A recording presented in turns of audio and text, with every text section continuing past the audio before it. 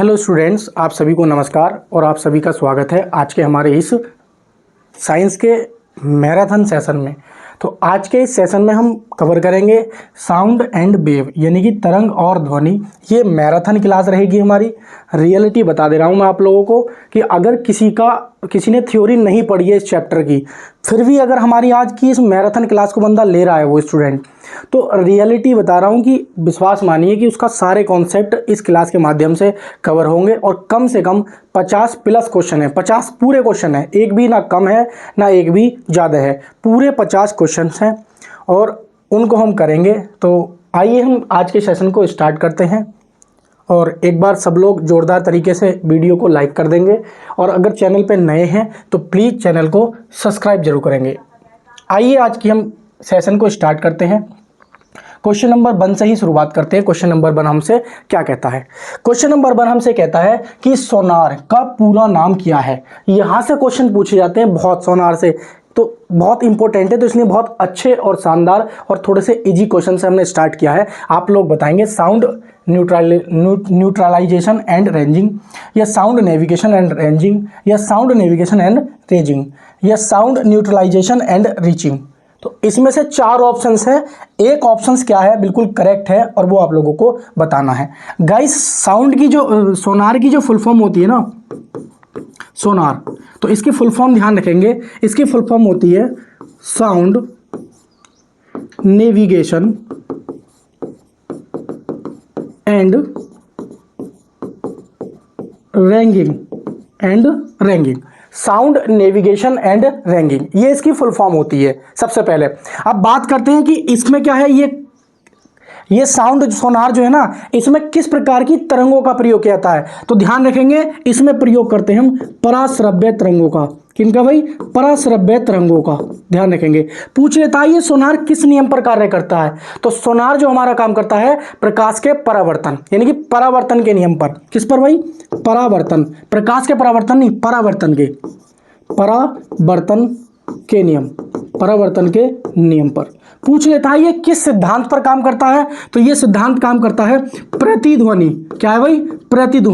प्रतिध्वनि के सिद्धांत पर, प्रतिध्वनि के सिद्धांत पर यानी कि इको के सिद्धांत पर, इको के प्रिंसिपल। जैसे इको क्या काम करता है, इको हम कैसे सुनते हैं कि हम जैसे ही हेलो बोलेंगे तो हमारी हेलो क्या है, किसी चिकने परावर्तक तल से टकरा के वापस आएगी और हमें इको सुनाई देगी। और इको के लिए हमने बता रखा था कि न्यूनतम बीच की दूरी लगभग 17 मीटर होनी चाहिए और उसका इको का प्रभाव जो होता है हमारे कान पर 0.1 सेकेंड तक रहता है। तो ये सोनार की बात चल रही थी। तो सोनार जो होता है ना, इको के सिद्धांत पर यानी प्रतिध्वनि के सिद्धांत काम करता है। इसकी full form sound navigation and ragging होती है। इसमें किन प्रकार की तरंगों का प्रयोग करते हैं? पराश्रव्य तरंगों का प्रयोग करते हैं। यह किस नियम पर काम करता है? परावर्तन के नियम पर काम करता है। बात करते हैं इसके प्रयोग की। बात करें तो आप लोगों ने बहुत अच्छे से सुना होगा समुद्र की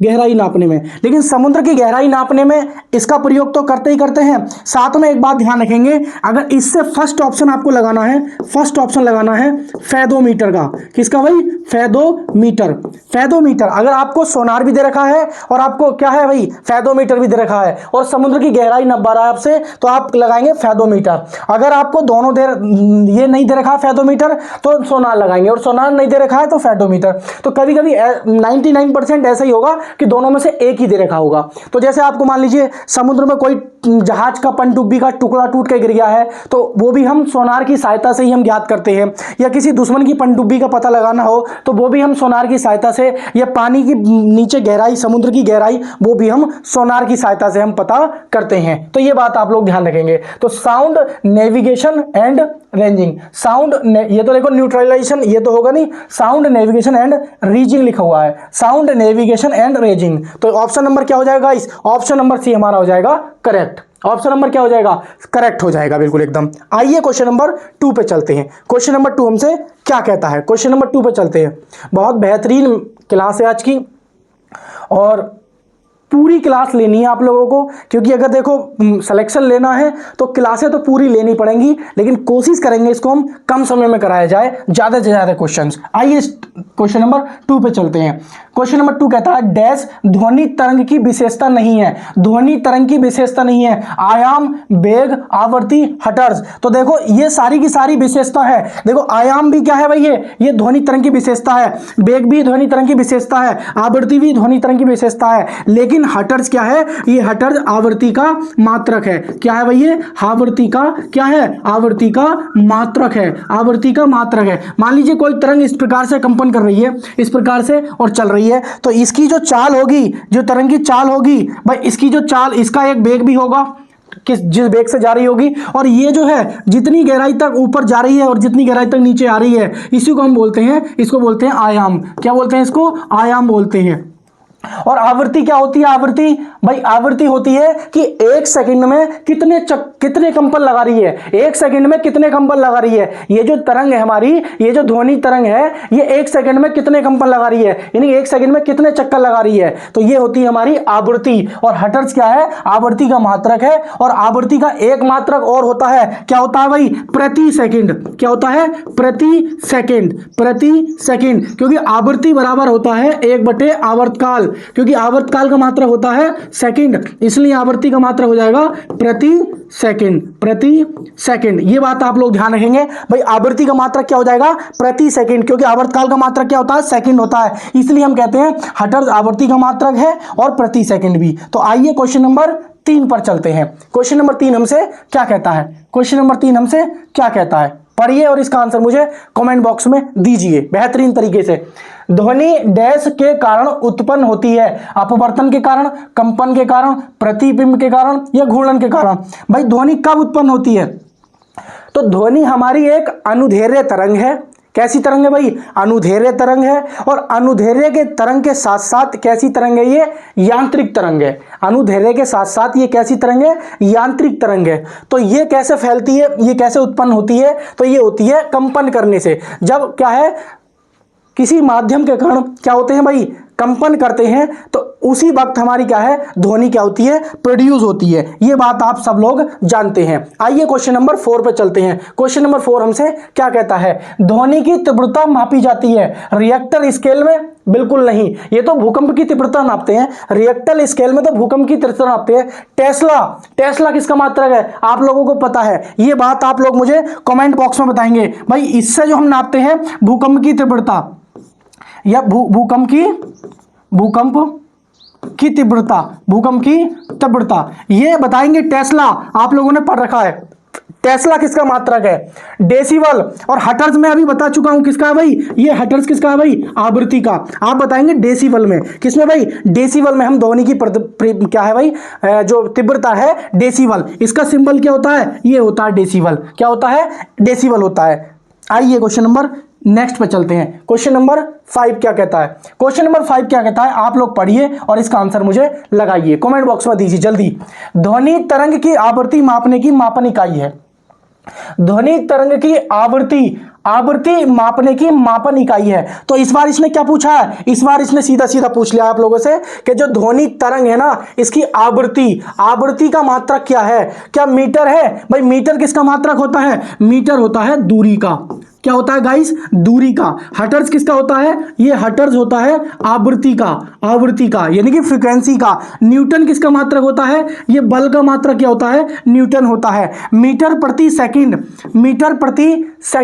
तो मीटर प्रति सेकंड किसका होता है भाई, आप कहेंगे वेग का कह दो या फिर चाल का कह दो भाई। चाल हुआ या वेग हुआ, इन दोनों का मात्रक क्या होता है, मीटर प्रति सेकंड। तो आपका राइट आंसर हो जाएगा गाइस, आपका राइट आंसर हो जाएगा हर्ट्ज। कई बार आ गया, देखो हर्ट्ज कितनी बार रिपीट हो गया है। हर्ट्ज किसका मात्रक है, ये ध्वनि तरंग की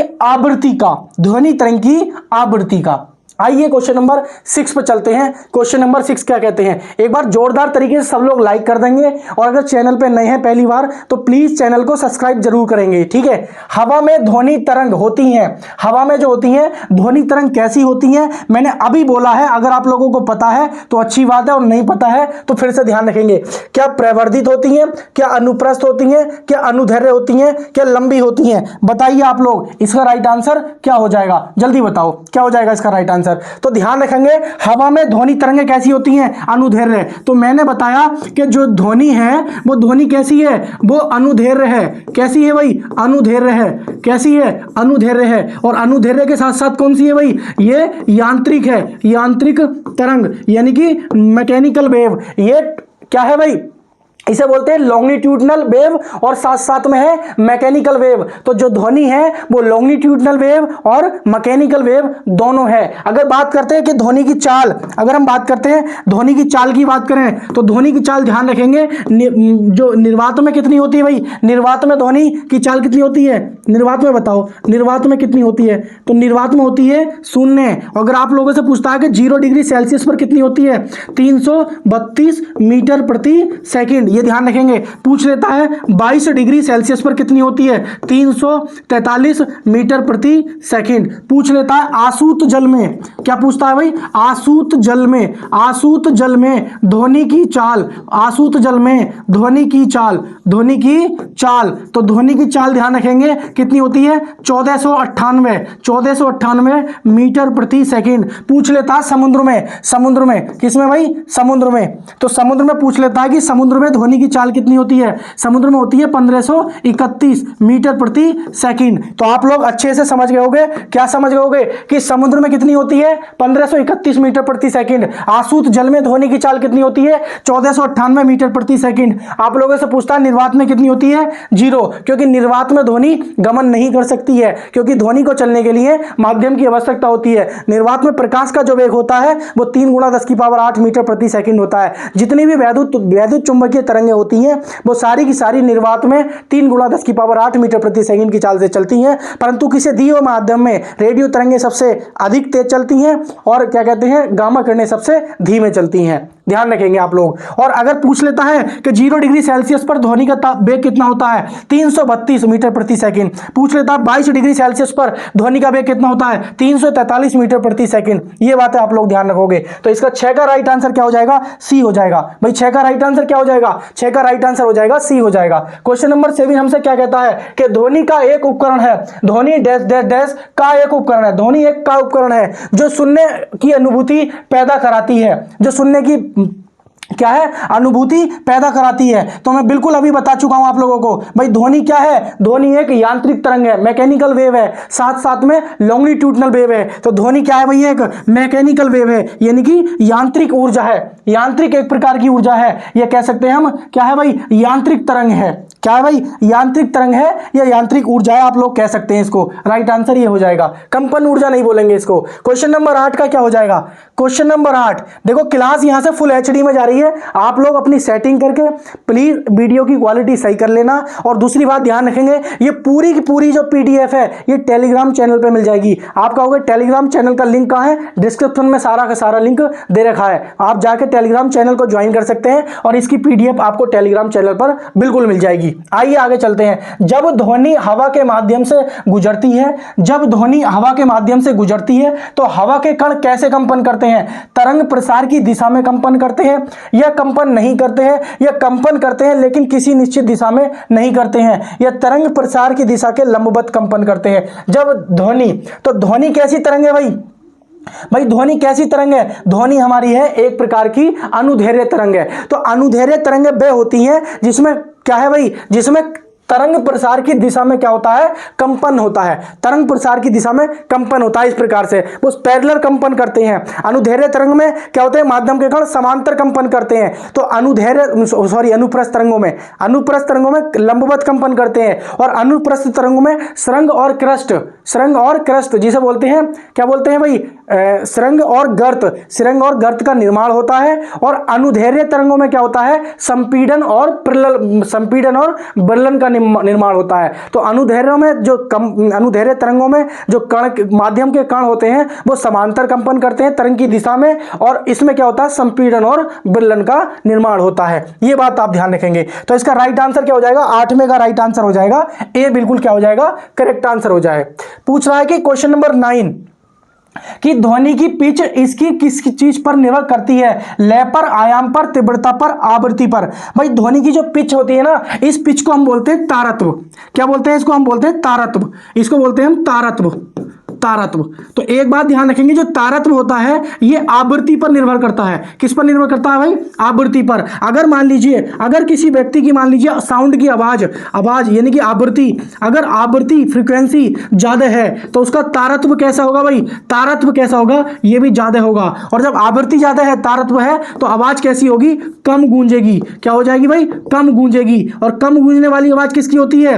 तीखी आवाज। किसकी होती है भाई? तीखी आवाज। और तीखी आवाज किसकी होती है? आप लोगों को पता है, ये होती है महिलाओं की। किसकी भाई? महिलाओं की। या आप कह सकते हो मच्छरों की। किसकी भाई? मच्छरों की। तो मच्छरों की हुई, महिलाओं की हुई, ये किसकी आवाज होती है? ये होती है तीखी आवाज होती है, मच्छरों महिलाओं की आवाज। क्यों होती है? क्योंकि इनकी आवृत्ति कम होती है, इनकी ध्वनि की आवृत्ति कम होती है, इसलिए आवृत्ति ज्यादा होती है और इनका तारत्व ज्यादा होता है, इसलिए कम गूंजती है।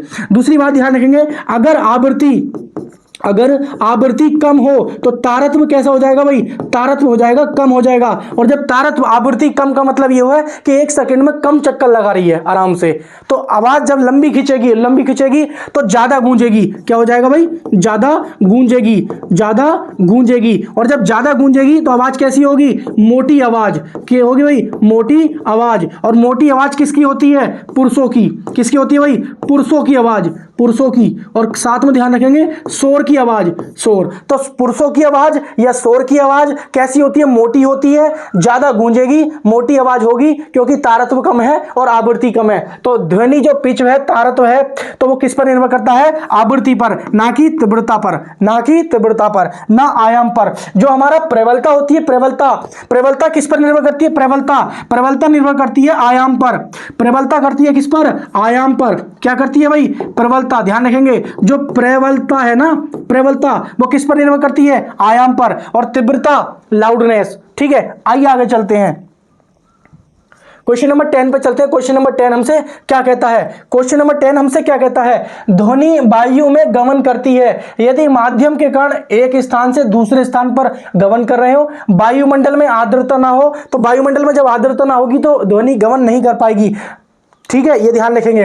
विक्षोभ गमन करें या कण एवं विक्षोभ दोनों एक स्थान को गमन करें, तो ध्यान रखेंगे जब तक हमारा विक्षोभ जो माध्यम हमने क्रिएट किया है, अगर वो आगे की तरफ गमन नहीं करेगा तो ध्वनि क्या हो जाएगी? वायु में गमन नहीं कर पाएगी। तो 10 का हो जाएगा सी आंसर हो जाएगा, बिल्कुल ध्यान रखेंगे। कौन कहता है कि कामयाबी किस्मत में तय करती है? भाई कौन कहता है कि कामयाबी किस्मत तय करती है? इरादों में दम हो तो मंजिल भी झुका करती है, ध्यान रखेंगे। आइए आगे चलते हैं। क्वेश्चन नंबर 11 क्या कहता है भाई? क्वेश्चन नंबर 11 क्या कहता है? मनुष्य के लिए ध्वनि की श्रव्य लगभग तक होती है। मनुष्य के लिए ध्वनि की श्रव्य सीमा पूछिए आपसे कि मनुष्य की जो श्रव्य सीमा है, जो ध्वनि को सुनने की श्रव्य सीमा है, वो कितनी है? क्योंकि ऑडिबल साउंड को मनुष्य सुनता है। बात समझ आ रही है? तो ऑडिबल साउंड को मनुष्य सुनता है। तो देखिए तरंगे जो होती है ना हमारी, कहते हैं रेंज के अकॉर्डिंग 3 भागों में बांटी गई हैं। एक है हमारी कैसी है भाई? अपश्रव्य। भाई एक है हमारी अपश्रव्य और एक है हमारी श्रव्य जिसे मनुष्य सुनता है, और एक ही हमारी पराश्रव्य। तो इनकी रेंज क्या है ये ध्यान रखेंगे आप लोग। तो इनकी रेंज क्या है? इसकी रेंज होती है 20 हर्ट्ज से लेकर 20,000 हर्ट्ज तक। 20,000 हर्ट्ज तक। इसकी क्या होती है? 20 किलो हर्ट्ज से ज्यादा या 20 हर्ट्ज से ज्यादा, 20,000 हर्ट्ज से ज्यादा या 20 किलो हर्ट्ज से ज्यादा। और इसकी होती है 20 हर्ट्ज से कम। 20 हर्ट्ज से कम। तो 20 हर्ट्ज से कम की जो हमारी ध्वनि होती है आवृत्ति की, वो जैसे भेल हुई, दरियाई घोड़ा हुआ, कबूतर हुआ, तो ये बड़े कान वाले जो जानवर होते हैं ये कम आवृत्ति की तरंगों को सुनते हैं। लेकिन मनुष्य जो सुन सकते हैं वो 20 हर्ट्ज से लेकर 20 किलो हर्ट्ज कह दो या 20,000 हर्ट्ज कह दीजिए आप लोग। और अगर पूछता है आपसे पराश्रव्य तरंगे, तो पराश्रव्य तरंगों के बारे में ध्यान रखेंगे 20 किलो हर्ट्ज से ज्यादा या 20,000 हर्ट्ज से ज्यादा। जैसे कुत्ता हुआ, बिल्ली हुआ, चमगादड़ हुआ, सांप हो गया, सरीसृप हुए, ये सारे के सारे जो है कैसी तरंगों को सुनते हैं? पराश्रव्य तरंगों को सुनते हैं। जैसे आपने देखा हो कि भाई चिकित्सा में सोनार के रूप में, चिकित्सा में या पनडुब्बी में या संदेश भेजने में बात समझ में आ रही है। और क्या कहते हैं कि भ्रूण की टेस्ट जांच कराने में हम कौन सी तरंगों का प्रयोग करते हैं? परश्रव्य तरंगों का, अल्ट्रावायलेट रेज का।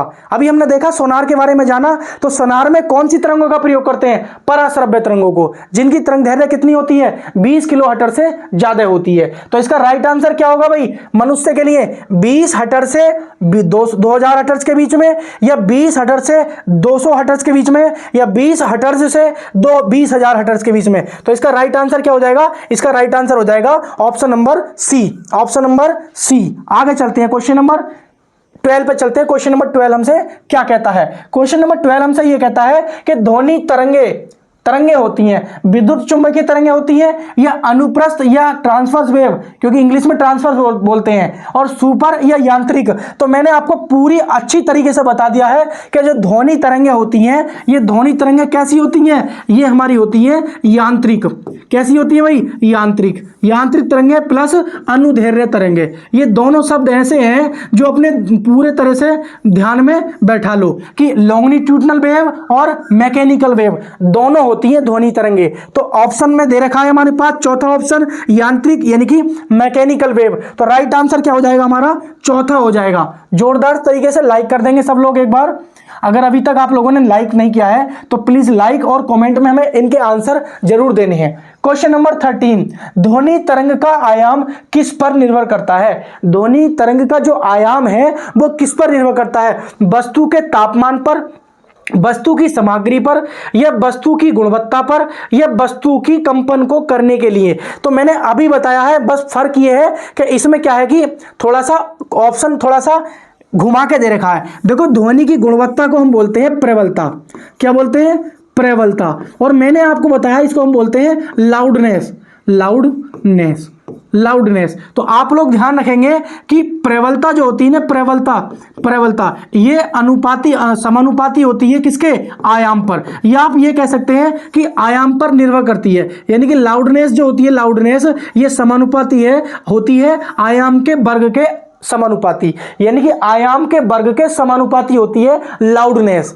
तो आप ध्यान रखेंगे कि जो ध्वनि का आयाम होता है वो किस पर निर्भर करता है? प्रबलता पर निर्भर करता है। भाई प्रबलता का मात्रक क्या होता है? भाई प्रबलता का मात्रक होता है, प्रबलता का मात्रक क्या होता है? ये बात आप ध्यान रखेंगे। प्रबलता का मात्रक, इसका मात्रक होता है, मैंने अभी बताया क्या होता है भाई? डेसिबल। हिंदी में इसको लिखते हैं डेसिबल। आप लोग ध्यान रखेंगे, न्यूनतम शून्य योग्य ध्वनि की प्रबलता कितनी होती है? 0 डेसिबल। 0 डेसिबल। बात करने की, सामान्यतः बात करने की तो 30 से 40 डेसिबल, ये बात ध्यान रखेंगे। 30 से 40 डेसिबल। फुसफुसाहट की 30 डेसिबल। अधिकतम हम जो हमारे कान ध्वनि को सहन कर सकते हैं लगभग 80 से 85 डेसिबल। 85 डेसिबल तक की ध्वनि को हम सहन कर सकते हैं। कान का पर्दा फटने की जो ध्वनि होती है, जिससे कान का पर्दा फट जाए, उतनी प्रबलता की ध्वनि 120 डेसिबल। जेट विमानों की कितनी होती है? जेट विमानों की होती है 140 डेसिबल। ये बात ध्यान रखेंगे। तो जेट विमानों के लिए 140 डेसिबल, तभी तो जो पायलट होता है वो कानों में अपना कुछ इंस्ट्रूमेंट सा लगाता है, जिससे क्या होता है कि जो जेट विमान की साउंड होती है बहुत अधिक, वो क्या है उसके कानों पे इफेक्ट ना डाले और उसे बहरा ना करे। तो ध्यान रखेंगे, जेट विमानों की लगभग 140 होती है, जो हमारे अधिकतम साउंड जो हमारे कान क्या है सहन कर सकते हैं 80 से 85 डेसिबल तक की सहन कर सकते हैं। इससे ज्यादा डेसिबल की साउंड सुनोगे हम तो हमारे कान क्या हो जाएंगे? फट जाएंगे, यानी कि 120 डेसिबल की आवाज में क्या हो जाएंगे? हमारे कान फट जाएंगे। तो क्वेश्चन नंबर 13 का क्या कहता है भाई हमसे? क्वेश्चन नंबर 13 का कहता है सी आंसर सही होगा। क्वेश्चन नंबर 14 क्या कहता है? क्वेश्चन नंबर 14, ध्वनि डैश में संचरण कर सकती है। क्या ध्वनि सभी माध्यम में, यानी कि सभी विकल्प, केवल गैसों में, ओनली गैस में, या केवल द्रव्य पदार्थ में, या केवल ठोस पदार्थ में? तो मैं आपको पूरा अच्छे से बताता हूं, पूरा फैक्ट एकदम। देखो, जो ध्वनि है ना, ये ध्वनि, ये हमारी जो है ना, ये ध्वनि पहले ध्यान रखेंगे, ये यांत्रिक है और प्लस अनुदैर्घ्य तरंगे है, प्लस अनुदैर्घ्य तरंग है। ये बात ध्यान रखेंगे। ध्वनि निर्वात में नहीं चलती है। ध्वनि को माध्यम की आवश्यकता, भाई माध्यम की आवश्यकता होती है, बट ध्वनि निर्वात में नहीं चल सकती, तो माध्यम की आवश्यकता होती है। जब माध्यम की आवश्यकता होती है तो आप लोग ये बताइए, क्या गैस माध्यम है? बिल्कुल सही बात। केवल द्रव क्या माध्यम होगा? पेट्रोल माध्यम होगा, बिल्कुल सही बात। कोई द्रव एक माध्यम हो जाएगा। और ठोस, इसमें भी। तो इसका मतलब हम ये कह सकते हैं कि तीनों माध्यम में, ठोस, द्रव, गैस, स्टील, लोहा, कार्बन, कुछ भी हो, XYZ, सब में गमन कर सकती है, लेकिन ध्वनि निर्वात में गमन नहीं कर सकती। प्रकाश गमन कर सकता है। यही इन दोनों में कंफ्यूजन होता है कि प्रकाश निर्वात में चल सकता है, ध्वनि निर्वात में नहीं चल सकती। प्रकाश को चलने के लिए किसी भी माध्यम की आवश्यकता नहीं होती है, परंतु ध्वनि को चलने के लिए माध्यम की आवश्यकता होती है। यह बात आप लोग ध्यान रखेंगे। तो क्वेश्चन नंबर 14 का क्या हो जाएगा भाई? ए राइट आंसर हो जाएगा। आइए क्वेश्चन नंबर चलते हैं 15 की तरफ। क्वेश्चन नंबर 15 हमसे क्या कहता है? क्वेश्चन नंबर 15 हमसे यह कहता है कि वायु में, क्या कह रहा है भाई? वायु में ध्वनि के वेग से अधिक चाल, वायु में ध्वनि के वेग से अधिक चाल से यात्रा करने वाली एक वस्तु को क्या कहा जाता है? ध्यान रखेंगे, जो ध्वनि में ध्वनि की जो ध्वनि, वायु में ध्वनि का वेग, देखो भाई वायु में जो ध्वनि का वेग है, ध्यान रखेंगे, मैं अच्छे से समझाता हूं आप लोगों को। देखो वायु में ध्वनि का वेग, इसे होता है एक मैक संख्या। क्या होता है? एक मैक संख्या। और जो बराबर होता है, एक मैक संख्या बराबर होता है 330.65 मीटर प्रति सेकंड। तो हम लगभग कह देते हैं कि जो वायु में हमारी ध्वनि की चाल होती है, निर्वात में तो 300 कितनी होती है भाई? निर्वात में तो ये चलती नहीं है, लेकिन जो 0 डिग्री सेल्सियस पे होती है, 0 डिग्री सेल्सियस पे होती है 332 मीटर प्रति सेकंड। तो हम ये मान सकते हैं कि एक मैक संख्या जो होती है, एक मैक संख्या वो वायु में ध्वनि की चाल के बराबर होती है। अब एक मैक संख्या इतनी हो गई, लेकिन हमसे पूछ रहा है कि जो ध्वनि के वेग से अधिक पर चले, अधिक की चाल से चले, तो जो अधिक की चाल पर चलती है उसको हम कहते हैं पराध्वनि। क्या बोलते हैं? पराध्वनि। पराध्वनि तरंगे, इनकी जिनकी आवृत्ति कितनी हो भाई, जिनकी स्पीड कितनी हो, एक मैक से क्या हो, 1.2 मैक से, 1.2 मैक से कितने, 5 मैक के बीच में हो, 5 मैक के क्या हो, बीच में हो, उन तरंगों को हम क्या कहते हैं? पराध्वनिक तरंग कहते हैं। क्या कहते हैं? पराध्वनिक तरंगे कहते हैं। और अति यानी कि hyper sonic wave, hypersonic wave होती हैं, जिनकी चाल जो होती है, जिनकी चाल 5 मैक से क्या हो भाई, 5 मैक से कैसी हो, अधिक हो, 5 मैक से अधिक हो। तो सब सोनिक उसे कहते हैं जो 1.2 या 1 मैक से कम हो। 1.2 या 1 मैक से कम का मतलब यह हुआ कि 340 मीटर प्रति सेकंड से चाल जिन मिसाइलों की कम होती है, उन्हें हम कहते हैं, क्या कहते हैं? सबसोनिक। और सुपरसोनिक उसे हम कहते हैं जिनकी चाल क्या होती है भाई, 1 मैक से 1.2 मैक से 5 मैक के बीच में होती है। और हाइपरसोनिक उन्हें कहते हैं जिन मिसाइलों की चाल 5 मैक से क्या हो, अधिक हो। तो 5 मैक से अधिक है तो हाइपरसोनिक, और 1 मैक से 5 मैक के बीच में हो तो सुपरसोनिक, और सबसोनिक उसे कहेंगे जो 1 मैक से कम हो, 1 मैक से कम। ध्यान रखेंगे। तो इसका राइट आंसर क्या हो जाएगा? इसका राइट आंसर हो जाएगा ऑप्शन नंबर ए। सभी लोगों का आंसर बिल्कुल करेक्ट गया होगा। बिल्कुल एकदम जोरदार तरीके से आप लोगों को लाइक करना है और चैनल को सब्सक्राइब तो बिल्कुल कर लेना है, क्योंकि अगर आप रेलवे एग्जाम्स को टारगेट कर रहे हो, चाहे आरपीएफ हो, चाहे ग्रुप डी हो, चाहे मान लीजिए एएलपी हो, चाहे टेक्नीशियन हो, चाहे एनटीपीसी हो, तो उन सब के लिए मैं डेली सुबह 8 बजे प्रैक्टिस सेट लेके आता हूं। डेली सुबह 8 बजे प्रैक्टिस सेट, 20 क्वेश्चन दमदार वाले। तो वो क्या है, आप लोगों को इस तरीके से बूस्ट कर देंगे, आपका जो स्कोर प्रैक्टिस सेट का वो इस तरीके से बूस्ट कर देंगे कि बहुत बेहतरीन तरीके से। यदि तापमान बढ़ता है तो ध्वनि की गति कैसी होती है? यदि तापमान बढ़ता है तो ध्वनि की गति कैसी होती है? बात यह है कुछ इस प्रकार से, क्या है भाई, कि जो हमारा ध्वनि की जो चाल होती है ना, ध्वनि की चाल, बात कुछ इस प्रकार से है कि जो ध्वनि की चाल होती है ना, ध्वनि की चाल ये निर्भर करती है किस पर? तापमान पर। बात समझ में आ रही है? अगर ध्वनि की चाल तापमान पर, और यह निर्भर करती है किस पर? आवृत्ति पर। आवृत्ति पर निर्भर नहीं करती है।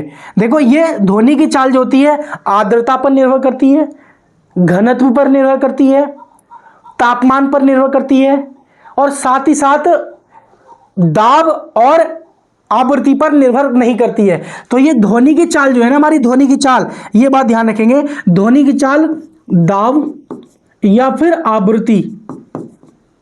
आवृत्ति इन पर निर्भर नहीं करती है। लेकिन तापमान बढ़ने पर क्या होता है, तापमान बढ़ने पर ध्वनि की चाल क्या हो जाती है, बढ़ जाती है। या हम ये कह सकते हैं कि ध्वनि की चाल जो है तापमान के समानुपाती होती है, तापमान के समानुपाती होती है। यानी कि आप तापमान बढ़ाओगे किसी भी माध्यम का तो ध्वनि की चाल बढ़ जाएगी। लेकिन एक बात ध्यान रखेंगे कि ध्वनि की चाल तापमान पर निर्भर नहीं करती है और ना ही आवृत्ति पर निर्भर करती है। तो यदि तापमान बढ़ता है तो ध्वनि की चाल क्या होती है भाई, बढ़ जाती है। ऑप्शन नंबर डी, ये बात आप ध्यान रखेंगे। यदि तापमान बढ़े किसी माध्यम का कम होगा तो ध्वनि की चाल उस माध्यम में क्या हो जाएगी भाई, कम हो जाएगी। बिल्कुल क्या हो जाएगी, कम हो जाएगी। ये बात आप लोग अच्छे से ध्यान रखेंगे। दिए गए तापमान पर ध्वनि की गति अधिकतम होती है स्टील, एल्युमिनियम, निकिल, आयरन।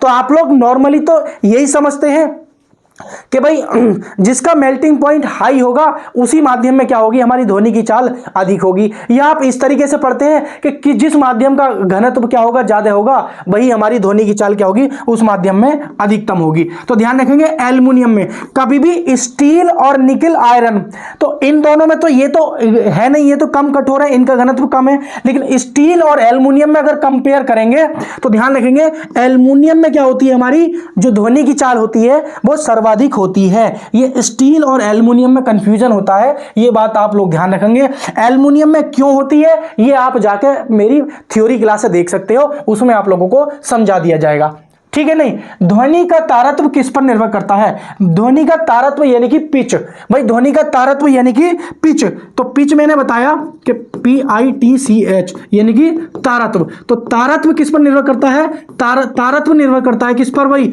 आवृत्ति पर। किस पर निर्भर करता है, आवृत्ति पर। यदि आवृत्ति ज्यादा होगी तो तारत्व ज्यादा होगा, तो आवाज कम गूंजेगी तो पतली आवाज मिलेगी, और आवृत्ति कम होगी तो तारत्व कम होगा, आवाज ज्यादा गूंजेगी तो मोटी आवाज मिलेगी। तो सीधा सीधा ध्यान रखेंगे आवृत्ति पर निर्भर करता है, ये मैं करा चुका हूं अभी। आइए क्वेश्चन नंबर 19 पर चलते हैं। क्वेश्चन नंबर 19 हमसे क्या कहता है, हवा में ध्वनि का वेग लगभग कितना होता है। हवा में ध्वनि का वेग क्या होता है, कितना होता है, 3 × 10⁸ मीटर प्रति सेकंड होता है, या 330 मीटर प्रति सेकंड होता है। देखो भाई ये बात ध्यान रखेंगे, देखो ये तो होता है प्रकाश की चाल होती है, किसकी होती है, प्रकाश की चाल। प्रकाश की चाल निर्वात में, किसमें भाई, निर्वात में कितनी होती है, 3 × 10⁸ मीटर प्रति सेकंड। और हमने पता है कि 330 मीटर प्रति सेकंड क्या होती है ध्वनि, हवा में यानी कि वायु में ध्वनि का वेग 330 मीटर प्रति सेकंड होता है। आप सब लोग हाई स्कूल में अच्छे से पढ़ के आए हो। लेकिन मैंने आपको क्या बताया कि समुद्री जल में कितनी होती है, 1531 मीटर प्रति सेकंड होती है। ध्यान रखेंगे आसूत जल में, किसमें भाई, आसूत जल में ध्वनि का वेग होता है 1498, कितना होता है, 1498 मीटर प्रति सेकंड। ध्यान रखेंगे, क्या ध्यान रखेंगे कि 0 डिग्री सेल्सियस पर ध्वनि का वेग होता है 332 मीटर प्रति सेकंड, और 22 डिग्री सेल्सियस पर होता है कितना होता है भाई, 343 मीटर प्रति सेकंड। एक बात और ध्यान रखेंगे, 1 डिग्री सेल्सियस तापमान बढ़ाने पर जो स्पीड होती है, ध्वनि की जो स्पीड होती है वो 0.61 मीटर प्रति सेकंड क्या हो जाती है, बढ़ जाती है। अगर आप किसी भी माध्यम का जो टेम्परेचर है वो 1 डिग्री सेल्सियस बढ़ा देते हो, 1 डिग्री सेल्सियस बढ़ा देते हो, तो जो स्पीड है वो 0.61 मीटर प्रति सेकंड बढ़ जाएगी। बात समझ में आ रही है नहीं, तो ये बात आप लोग ध्यान रखेंगे। तो इसका राइट आंसर हो जाएगा 19 का बी आंसर, बिल्कुल करेक्ट आंसर हो जाएगा। आइए क्वेश्चन नंबर 20 पे चलते हैं। क्वेश्चन नंबर 20 क्या कहता है कि वायु में 0 डिग्री तापमान पर ध्वनि की गति होगी। देखो अभी बताया, जस्ट अभी बताया है, क्या बताया है, जस्ट बिल्कुल अभी बताया है कि वायु में 0 डिग्री सेल्सियस पर, वायु में 0 डिग्री सेल्सियस पर, भाई 0 डिग्री सेल्सियस पर 332 मीटर प्रति सेकंड, और 22 डिग्री सेल्सियस पर कितनी होती है, 343 मीटर प्रति सेकंड, और 1 डिग्री सेल्सियस तापमान बढ़ाने पर 0.61 मीटर प्रति सेकंड चाल बढ़ जाती है। ये 3 पॉइंट है हैं 1, 2 और 3, यहां से क्वेश्चन पूछा जाता है। तो आप लोग क्या बताओगे?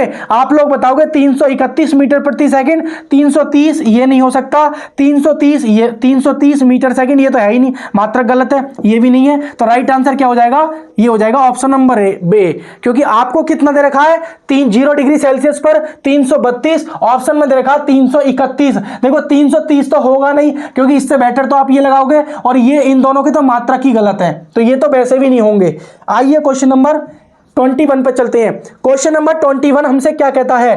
क्वेश्चन नंबर 21 हमसे क्या कहता है? पढ़िए, मैं पानी पी लेता हूं, तब तक पढ़िए। कौन कहता है कि कामयाबी किस्मत तय करती है, इरादों में दम हो तो मंजिल भी झुका करती है? ये बात आप लोग ध्यान रखेंगे। आइए क्वेश्चन नंबर 21 पे चलते हैं, पढ़िए, इसका आंसर आप लोग मुझे कमेंट बॉक्स में दीजिए। निम्नलिखित में से कौन अपश्रव्य ध्वनि सुन सकता है? अपश्रव्य यानी कि जिनकी आवृत्ति कितनी होती है भाई? 20 हर्ट्ज से कम होती है, और 20 हर्ट्ज से लेके 20,000 हर्ट्ज तक की आवृत्ति होती है, वो मनुष्य सुन सकता है। और जो 20,000 से अधिक आवृत्ति की जो तरंगें होती हैं, उनको कौन सुन सकता है? उसे बोलते हैं हम पराश्रव्य, जैसे कुत्ता हुआ, बिल्ली हुई, चमगादड़ हुए, सांप हुए। लेकिन आपको बताना है कि अपश्रव्य जो 20 हर्ट्ज से कम की आवृत्ति की तरंगें होती हैं, उन्हें कौन सुन सकता है? उन्हें सुनता है बड़े कान वाले जानवर।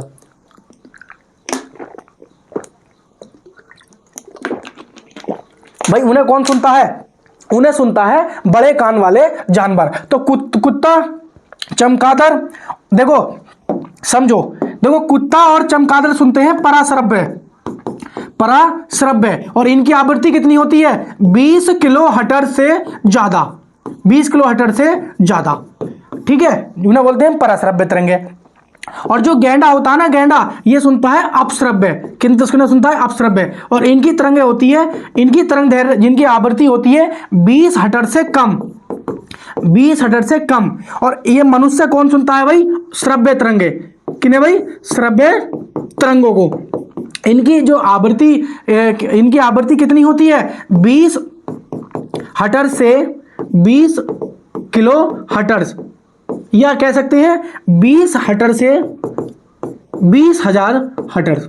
ये बात आप लोगों को बता चुका हूं। तो तीनों पॉइंट्स हैं, ये तीनों ध्यान रखेंगे। पराश्रव्य जिनकी आवृत्ति 20 किलो से ज्यादा हो, और दूसरा ध्यान रखेंगे अपश्रव्य जो 20 हर्ट्ज से कम हो, और तीसरी ध्यान रखेंगे श्रव्य तरंगे जो 20 हर्ट्ज से 20,000 हर्ट्ज के बीच में हो। तो इसका राइट आंसर क्या हो जाएगा? इसका राइट आंसर हो जाएगा ऑप्शन नंबर सी। क्या है? गेंडा या राइनोसेरम या राइनोसेरस, इसका दूसरा नाम होता है, रासायनिक नाम राइनोसेरस। ये ध्यान रखेंगे आप लोग। आइए नेक्स्ट चलते हैं क्वेश्चन पर। क्वेश्चन नंबर 22, अल्ट्रासोनिक तरंगे की आवृत्ति कितनी होती है? तो मैंने बताया आप लोगों को, अल्ट्रासोनिक यानी कि पराश्रव्य और पराश्रव्य तरंगों की आवृत्ति कितनी होती है?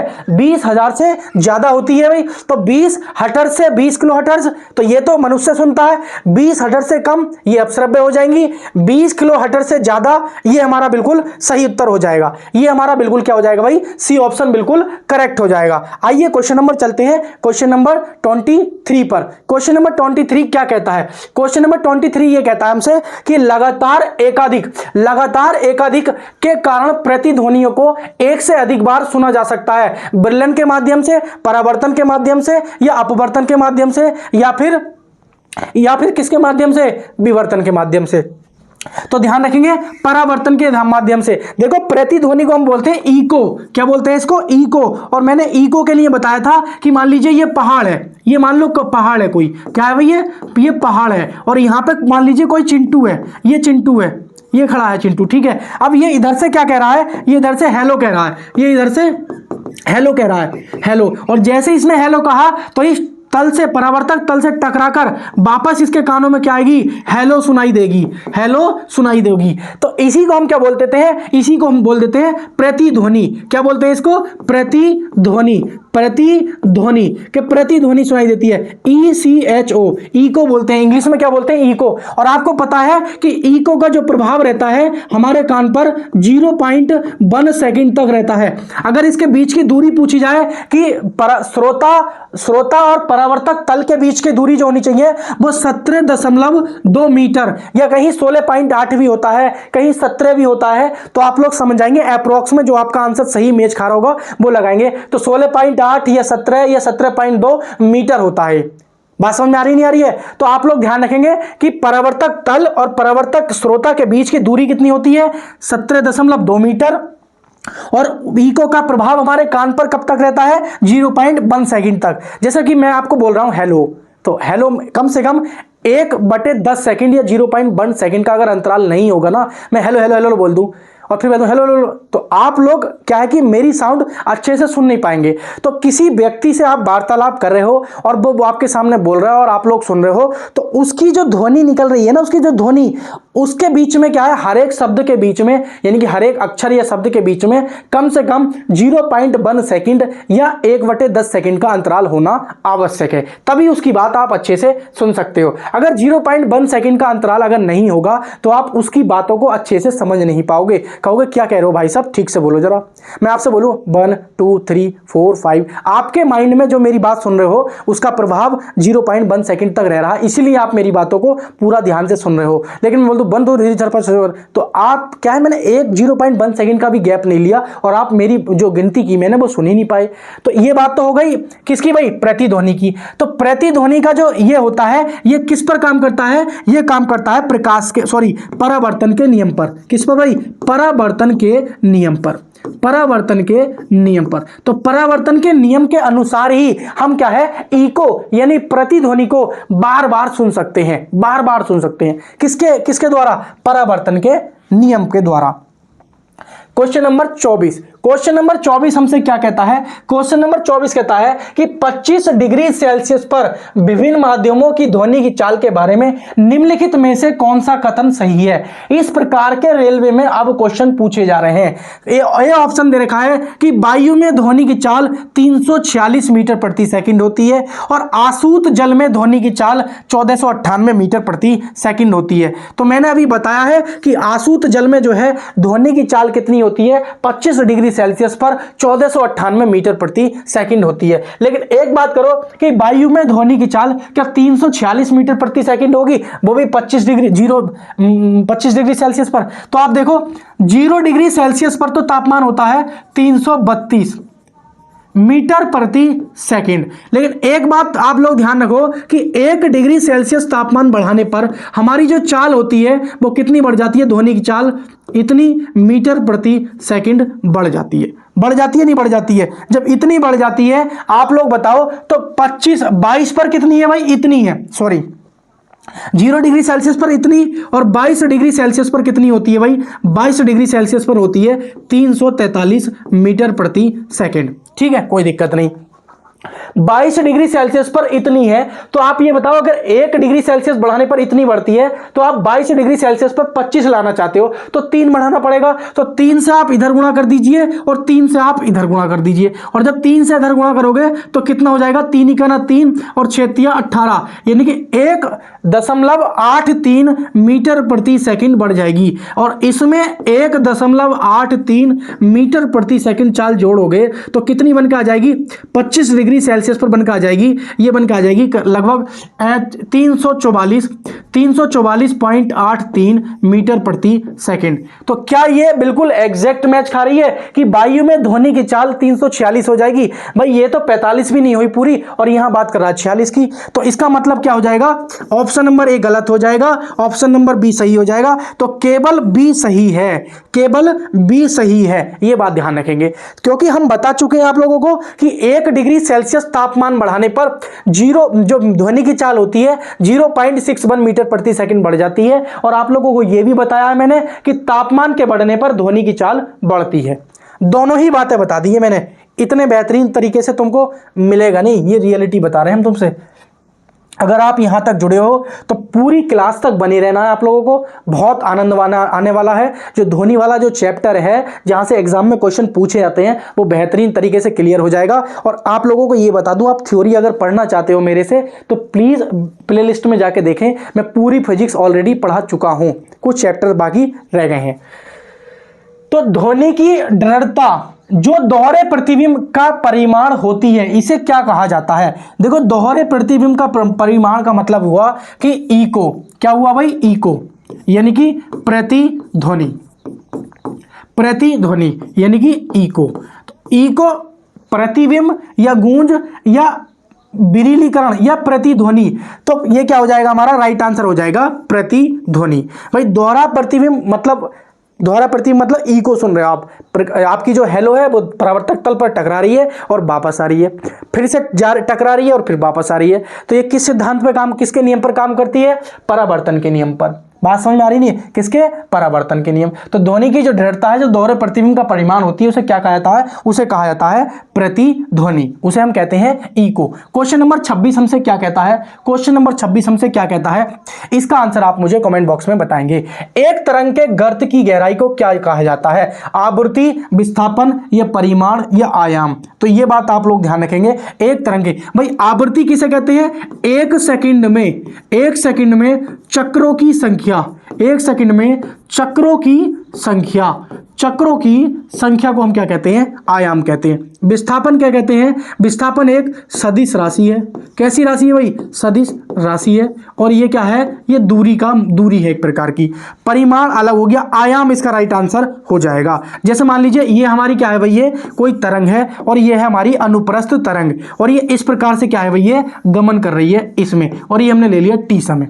ठीक है, तो ये हमारा क्या हो जाएगा, ये जितनी ऊंचाई तक ऊपर जाएगा इसी को हम बोलते हैं ए, या जितनी गहराई तक नीचे आएगी तो इसे हम बोलते हैं ए। इसे हम बोलते हैं सुरंग, भाई इसे क्या बोलते हैं, सुरंग। और इसे क्या बोलते हैं हम, गर्त। इसे क्या बोलते हैं, गर्त। इसे बोलते हैं क्रस्ट, अब इसे बोलते हैं टॉर। तो सुरंग और गर्त, इनकी जो गहराई होती है इसी को हम क्या कहते हैं गाइस, आयाम कहते हैं। आवृत्ति होती है कि ये एक सेकंड में कितनी बार कंपन कर रही है या कितने चक्कर लगा रही है। आवर्तकाल आवृत्ति का उल्टा होता है, ये बात आप ध्यान रखेंगे। विस्थापन क्या होता है, जैसे मान लीजिए यहां से आप मुरादाबाद गए और वापस मुरादाबाद आके यहीं पर खड़े हो गए तो विस्थापन क्या हो जाएगा, 0 हो जाएगा। लेकिन दूरी कितनी चली, तो जैसे मान लो यहां से मुरादाबाद 50 किलोमीटर दूर है, तो 50 किलोमीटर जाना और 50 किलोमीटर आना, तो दूरी एक अदिश राशि है और विस्थापन एक सदिश राशि है। बात ध्यान रखेंगे, ठीक है। आइए क्वेश्चन नंबर 27 पे चलते हैं। क्वेश्चन नंबर 27 क्या कहता है, क्वेश्चन नंबर 27 कहता है कि किसी माध्यम में घनत्व के एक दोलन को पूरा करने में लगने वाला समय को क्या कहा जाता है। किसी माध्यम में घनत्व के एक दोलन को पूरा करने में लगने वाले समय को क्या कहा जाता है। तो मैंने बिल्कुल अभी जो बात बोली है वही बात है कि तरंग का दोलन नहीं, तरंग का समयकाल या आवर्तकाल, ये बिल्कुल सही बात है, ये बिल्कुल सही बात है। तरंग का आवर्तकाल या तरंग का समय, तरंग की आवृत्ति नहीं, इसे हम लगने वाला समय नहीं कहते हैं। ये क्या होता है, ये होता है आवृत्ति, क्या होती है, एक सेकंड में लगाए गए चक्रों की संख्या। तरंग में आने जाने की गति, ये भी नहीं होगा, ये भी नहीं होगा। तो राइट आंसर क्या हो जाएगा, बी हो जाएगा, क्योंकि आवृत्ति होती है आवर्तकाल के, क्या होती है, व्युत्क्रमानुपाती, यानी कि आवृत्ति ज्यादा होगी तो आवर्तकाल कम होगा और आवर्तकाल ज्यादा होगा तो आवृत्ति कम होगी। तो आवृत्ति आवर्तकाल का उल्टा होती है, यानी कि आवृत्ति होती है एक सेकंड में लगाए गए चक्रों की संख्या, और एक चक्कर में लगाने में समय जो होता है वो उस तरंग का आवर्तकाल कहलाता है। 28वां क्या कहता है, इंफ्रारेड किरणें क्या है, इंफ्रारेड किरणें क्या है, लगाएंगे वेरी वेरी इंपोर्टेंट, लगाएंगे वेरी वेरी इंपोर्टेंट। इंफ्रारेड किरणें क्या है, अनुदैर्घ्य तरंगे, अनुप्रस्थ तरंगे, यांत्रिक तरंगे या विद्युत चुंबकीय तरंगे। तो ध्यान रखेंगे जो हमारी इंफ्रारेड है, अवरक्त तरंगे, विद्युत चुंबकीय तरंगे होती हैं। तो जो विद्युत चुंबकीय तरंगे हैं, क्या है भाई, विद्युत चुंबकीय तरंगे। तो विद्युत चुंबकीय तरंगे जो है इनकी खोज करी थी मैक्सवेल ने। किसने करी थी, मैक्सवेल ने बताया था कि ये विद्युत चुंबकीय होती हैं और ये कितने प्रकार की होती हैं, 7। एक होती है रेडियो तरंगे, क्या होती है भाई, रेडियो तरंगे। नंबर 2 होती है सूक्ष्म तरंगे, क्या होती है भाई, सूक्ष्म तरंगे। नंबर 3 होती है अवरक्त तरंगे, क्या होती है भाई, अवरक्त तरंगे। नंबर 4 होती है दृश्य तरंगे। नंबर 5 होती है पराबैंगनी तरंगे।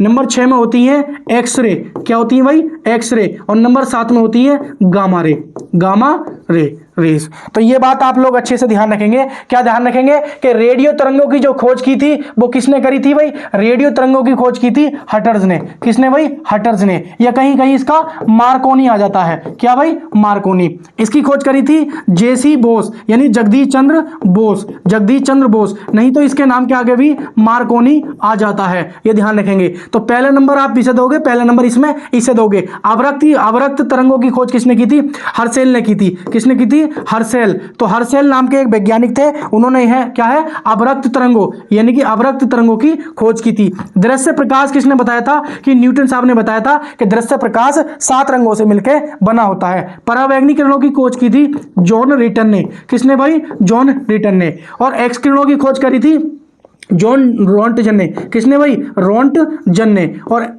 गामा किरणों की खोज की थी बैकुरल ने। किसने भाई? बैकुरल। हेनरी बैकुरल ने गामा किरणों की खोज की थी, रोंटजन ने एक्स किरणों की खोज, परावैंगनी की रिटन ने, दृश्य की न्यूटन ने यानी कि विजुअल लाइट न्यूटन ने, इंफ्रारेड यानी कि अपरक्त किरण हर्शेल ने, और सूक्ष्म तरंगों में पहला ऑप्शन जगदीश चंद्र बोस, और ये नहीं है तो मार्कोनी। रेडियो तरंगों में पहला ऑप्शन हटल्स, ये नहीं है तो मार्कोनी। ध्यान रखेंगे। तो ये थी इंफ्रारेड, और इंफ्रारेड यानी कि अपरक्त तरंगों की खोज जो किसने की थी भाई? ये कैसी तरंगे हैं? ये हैं विद्युत चुंबकीय तरंगे। और एक बात और ध्यान रखेंगे, ये सारी की सारी जो तरंगे होती हैं, ये क्या होती हैं? ये निर्वात में, भाई ये निर्वात में किस चाल से चलती हैं? निर्वात में। ध्यान रखेंगे, निर्वात में 3 × 10⁸ मीटर प्रति सेकंड से चलती हैं। लेकिन किसी दिए हुए माध्यम में रेडियो तरंगे की चाल क्या होती है? रेडियो तरंगों की जो चाल होती है वो क्या होती है? अधिक होती है। और गामा किरणों की चाल क्या होती है? गामा किरणों की चाल क्या होती है? कम होती है। ये बात ध्यान रखेंगे। इनकी तरंगदैर्घ्य सबसे ज्यादा होती है, इनका तरंगदैर्घ्य कम होती है। इनका विचलन सबसे ज्यादा होता है, इनका प्रकीर्णन सबसे ज्यादा होता है। इनका तरंगदैर्घ्य सबसे ज्यादा, इनकी केवल प्रकाश की चाल और क्या है भाई, और इनकी तरंगदैर्घ्य, 2 चीजें ज्यादा होती हैं, बाकी सब इनका कम होता है। अपवर्तनांक कम, विचलन कम, प्रकीर्णन कम, ये बात ध्यान रखेंगे, आवृत्ति कम।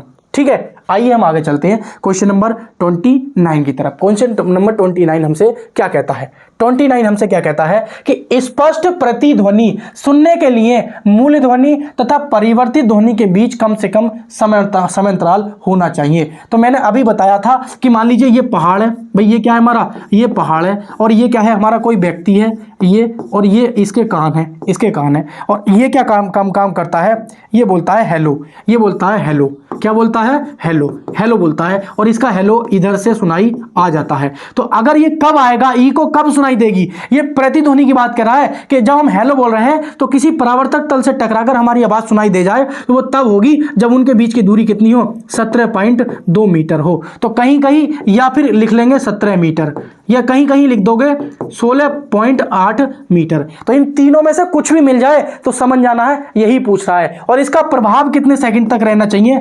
0.1 सेकंड तक, या इसे हम बोल देते हैं, क्या बोल देते हैं? 1/10 सेकंड तक। तो 1/10 सेकंड या 0.1 सेकंड तक हमें इको का प्रभाव हमारे कान पर रहता है। और परावर्तक तल और श्रोता के बीच की दूरी क्या होनी चाहिए? 17 मीटर के आसपास होनी चाहिए। तो इसने पूछा है, क्या पूछा है? कि प्रतिध्वनि सुनने के लिए मूल ध्वनि तथा परिवर्तित ध्वनि के बीच कम से कम समय अंतराल पूछा है। तो जब समय अंतराल पूछेगा तो लगा देंगे 0.1 सेकंड, और पूछेगा कि दूरी कितनी होनी चाहिए तो बता देंगे 17.2 मीटर। तो 0.1 सेकंड यानी कि ऑप्शन नंबर बी हमारा क्या हो जाएगा? बिल्कुल सही उत्तर हो जाएगा। आइए हम आगे चलते हैं। मानव मस्तिष्क में ध्वनि की अनुगूंज कितनी देर तक सुनाई देती है? मतलब कितनी देर तक कायम रहती है? मैं बोलूंगा हेलो, आपके माइंड पर, आपके दिमाग में मेरी जो ध्वनि हेलो बोली वो 1/10 सेकंड या 0.1 सेकंड तक रहती है, तो आप मेरी अगली हेलो बोलने को आप अच्छे से सुन पाएंगे। अगर उससे कम समय तक रहती है और गायब हो जाती है तो इसका मतलब है आप पूरी तरीके से मेरी बातों को सुन नहीं पाएंगे। तो कम से कम 1/10 सेकंड तक क्या है हमारी जो गूंज होती है वो क्या है? मनुष्य के कानों में रहती है। तो कितने समय तक? 0.1 सेकंड। तो इसका राइट आंसर क्या हो जाएगा भाई? इसका राइट आंसर आ जाएगा ऑप्शन नंबर सी। आप लोगों को बता दिया है। सक्सेस की सबसे खास बात यह है, बात समझ आ रही है? ये सुन लेना पूरी तरीके से कि सक्सेस की सबसे खास बात यह है कि वो मेहनत करने वालों पर फिदा हो जाती है। सक्सेस मेहनत करने वालों पर। बात समझ में आ रही है? आइए हम आगे चलते हैं, अगर समझ में आ रही है तो। लेकिन वीडियो को लाइक करना बिल्कुल नहीं भूलेंगे, क्योंकि लाइक देख रहे हो आप गर्मी में किस तरीके से, फिर भी अगर आप लाइक ना करो तो थोड़ी सी बात अच्छी नहीं लगेगी। तो इकोकार्डियोग्राम अधिक नजदीक से किससे संबंधित है? डॉपलर इफेक्ट, या जमीन इफेक्ट, या फोटो इलेक्ट्रिक इफेक्ट, या चुंबकीय इफेक्ट? तो ये इकोकार्डियोग्राम जो है ये डॉपलर इफेक्ट से क्या है? संबंधित है। डॉपलर इफेक्ट किसे कहते हैं? कि मान लो कोई व्यक्ति यहां पर खड़ा है और ये कोई गाड़ी है, ये इस प्रकार से कोई गाड़ी है, मान लीजिए, और ये चल के आ रही है गाड़ी ये, और इसके ऊपर क्या है, एक हॉर्न लगा हुआ है, हॉर्न कुछ इस प्रकार से है, और एक हॉर्न यहाँ लगा हुआ है, हॉर्न कुछ इस प्रकार से है, और एक व्यक्ति मान लीजिए इधर खड़ा है, ठीक है। तो अगर भाई ये गाड़ी, अगर ये गाड़ी इधर आ रही है, अगर ये गाड़ी इधर आ रही है और ये व्यक्ति स्टेशन पे खड़ा है, तो क्या होगा, इसकी जो आवृत्ति हो जाएगी ना, इसकी आवृत्ति क्या हो जाएगी, आवृत्ति बढ़ जाएगी, और जब आवृत्ति बढ़ जाएगी तो तारत्व कैसा हो जाएगा, बढ़ जाएगा। ये बात ध्यान रखेंगे। अगर ये व्यक्ति प्लेटफॉर्म पर खड़ा है और गाड़ी इधर की तरफ जा रही है, यानी कि दूर जा रही है, तो इसकी आवृत्ति क्या होगी, कम होगी, तो इसका आवर्त क्या हो जाएगा, तारत्व भी क्या हो जाएगा भाई, कम हो जाएगा। तारत्व भी क्या हो जाएगा, कम हो जाएगा। ये बात ध्यान रखेंगे। तो आवृत्ति कम, तारत्व कम, कम आवृत्ति कम तारत्व, ज्यादा आवृत्ति ज्यादा तारत्व। बात समझ में आ रही है? तो ज्यादा आवृत्ति होगी तो ध्वनि ज्यादा दूर तक सुनाई देगी, और कम आवृत्ति होगी तो ध्वनि कम पास तक सुनाई देगी। तो जब क्या है कि जब गाड़ी भी उसके पास आ रही है, श्रोता के बीच, ये स्टेशन पर खड़ा है और रेलगाड़ी जैसे आती है प्लेटफॉर्म पर, तो क्या है, आवृत्ति हमें बढ़ जाती है, और बढ़ जाती है तो तारत्व भी बढ़ जाता है। और जब प्लेटफॉर्म से दूर हमारी गाड़ी जा रही होती है छूट के स्टेशन से, तो क्या है, आवृत्ति घट रही होती है और तारत्व भी घट रहा होता है। तो इसे हम कहते हैं डॉपलर इफेक्ट। और डॉपलर कार्डियोग्राम अधिक नजदीकी से किससे संबंधित है, तो डॉपलर इफेक्ट से ये संबंधित है। ये बात आप लोग ध्यान रखेंगे। तो चलते हैं क्वेश्चन नंबर 32 की तरफ। क्वेश्चन नंबर 32 हमसे क्या कहता है, क्वेश्चन नंबर 32 हमसे ये कहता है, क्या कहता है कि शब्द रडार किससे संबंधित है। भाई रडार का काम क्या होता है, उड़ते हुए वायुयान की स्थिति का पता लगाना और उसके वायुयान कितनी ऊंचाई पर है, यानी कि दूरी का पता लगाना। तो स्थिति और दूरी, उड़ती हुई कोई वस्तु है तो हम वायुयान को हम समझाएंगे, वायुयान को एग्जाम्पल लेके। तो उड़ती हुई कोई वस्तु की स्थिति और उसकी दूरी का पता लगाते हैं हम रडार से। और रडार का फुल फॉर्म होती है रेट्रो होता नहीं है, रेडियो होता है। ये रैपिड ये भी नहीं होगा, रेडियो। तो रेडियो डिटेक्शन एंड रेसोल्यूशन, तो रिसोल्यूशन तो ये नहीं होगा। तो radio detection and ranking, radio detection and ranking, option number D क्या हो जाएगा, करेक्ट आंसर हो जाएगा। ऑप्शन नंबर डी क्या हो जाएगा गाइस, बिल्कुल करेक्ट आंसर हो जाएगा। तो चलते हैं क्वेश्चन नंबर 33 पर। क्वेश्चन नंबर 33 पढ़िए और इसका आंसर मुझे कमेंट बॉक्स में दीजिए। जुड़े रहना, बिल्कुल भी हिम्मत नहीं हारनी है, बिल्कुल भी, चाहे कितना भी समय हो जाए। देखिए, तरंग लंबाई आमतौर पर ग्रीक लेटर में दर्शाती है। तरंग लंबाई कह रहा है ये एक प्रकार से, तरंग लंबाई की बात कर रहा है ये, तरंग धैर्य को।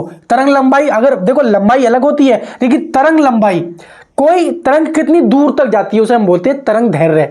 तो ये बात करवा रहा है किसकी भाई, तरंग धैर्य की। तो तरंग धैर्य को हम किससे दिखाते हैं, हम दिखाते हैं लैम्डा से। क्या दिखाते हैं भाई, अल्फा बीटा नहीं, गामा कुछ नहीं, लैम्डा। क्या हो जाएगा भाई, राइट आंसर हो जाएगा इसका बी ऑप्शन, बिल्कुल करेक्ट आंसर हो जाएगा। तो चलते हैं क्वेश्चन नंबर 34 पर। 34 क्या कहता है कि अपश्रव्य या इंफ्रासोनिक, अपश्रव्य मतलब जिनकी, आप मैं पूरी तरीके से बता चुका हूं कि तरंगों की आवृत्ति है, पता ही आप लोग, ये मैं बता चुका हूं, 20 हर्ट्ज से अधिक, या 20 हर्ट्ज से और 2000 हर्ट्ज के बीच, या 20 हर्ट्ज से कम। तो अपश्रव्य किसे कहते हैं भाई, 20 हर्ट्ज से जो कम होती है, मनुष्य 20 से लेके 20,000 के बीच, और 20 से ज्यादा परश्रव्य, चमगादड़, कुत्ता, बिल्ली आदि। आइए आगे चलते हैं हम। क्वेश्चन नंबर 35, क्वेश्चन नंबर 35 हमसे क्या कहता है कि निम्नलिखित में से किस विद्युत चुंबकीय तरंग की तरंग दैर्घ्य सबसे कम होती है, रेडियो तरंगों की, इंफ्रारेड तरंगों की, या एक्स किरणों की, या गामा किरणों की। तो मैं एक बार फिर से बता देता हूं, अभी पीछे मैं बताता हुआ थोड़ा सा वो हो गया था, तो मिस्टेक हो गई थी, तो आप कंफ्यूज ना हो गए हो, तो इसलिए मैं फिर से बता देता हूं। तो ये होती है हमारी चुंबकीय तरंगे। तो विद्युत चुंबकीय तरंगे ये हमारी होती हैं, मैक्सवेल साहब ने इनके बारे में बताया था। तो एक होती है हमारे पास रेडियो, मैं फिर से बता देता हूं, और एक होती है हमारी सूक्ष्म तरंगे, और एक होती है, इसी क्रम में लिखनी है आपको भी, फिर होती है अवरक्त, फिर आती है दृश्य, फिर आती है परावैंगनी अल्ट्रावायलेट, फिर आती है एक्स किरणें, फिर आती है 7 नंबर पे गामा किरणें। तो ये बात ध्यान रखेंगे। तो इनकी कुछ विशेषता है वो मैं आप लोगों को बता देता हूं भाई। इसकी क्या होती है, तरंग दैर्घ्य क्या होती है, ज़्यादा होती है। तरंग दैर्घ्य क्या होती है, ज़्यादा होती है। और जो एक्सरे है ना, इसकी तरंग दैर्घ्य क्या होती है गाइस, कम होती है। आपने देखा होगा प्रकाश ये 7 रंगों में टूटा होता है, क्या होता है, BIBG/O/R। तो आप लोगों को बहुत अच्छे से पता होना चाहिए, क्या पता होना चाहिए, इसकी तरंग दैर्घ्य होती है 7800 एंगस्ट्रॉम और इसकी तरंग दैर्घ्य होती है 3900 एंगस्ट्रॉम। 3900 एंगस्ट्रॉम। तो 7800 एंगस्ट्रॉम लाल रंग की तरंग दैर्घ्य होती है और बैगनी रंग की तरंग दैर्घ्य 3900 एंगस्ट्रॉम होती है। तो हम ये कह सकते हैं कि ऊपर जाने पर तरंग दैर्घ्य क्या होती है, बढ़ती है।